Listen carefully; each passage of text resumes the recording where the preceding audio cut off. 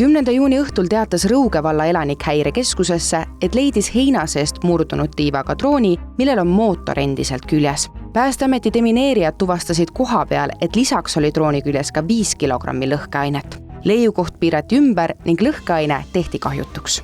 Kaitsepolitseiameti büroojuhi Harris Puussepa sõnul saab esialgse info põhjal öelda, et tegemist oli taas Ukraina peibutusdrooniga, mis sattus meie õhuruumi juba 7 päeva varem ehk 3. juunil.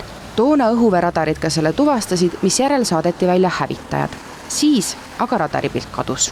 See kadus siis sealt lähedalt, kus siis me praeguseks teame, et see drooni rusumaas oli. Ja minu teada seda drooniga, võimalikku drooni otsimas käidi, aga paraku sel hetkel midagi ei leitud nüüd enne, kui siis tõepoolest nädal aega hiljem inimene siis heina niites seda märkas. Juhtumi osas alustati kriminaalmenetlust karistusseadustiku paragrahvi järgi, mis käsitleb lennuohutusvastast rünnet. Varem Eesti territooriumilt leitud droonide osas on saabunud kinnitus, et tegemist oli Ukraina droonidega. Kas Venemaa suunab need aga tahtlikult Eestisse, on Puussepa sõnul pea võimatu tagantjärele kindlaks teha.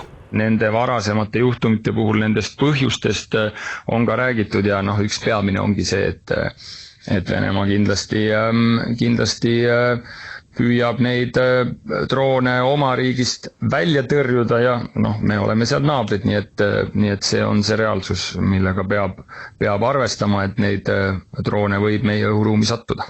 Kaitsepolitsei toonitab, et juhul kui inimesed leiavad loodusest drooni või selle osad, tuleb leiukohast minna ohutusse kaugusesse ning teavitada häirekeskust numbril 112, sest nagu näitas ka seekordne juhtum, võib drooni küljes olla ohtlikku lõhkeainet.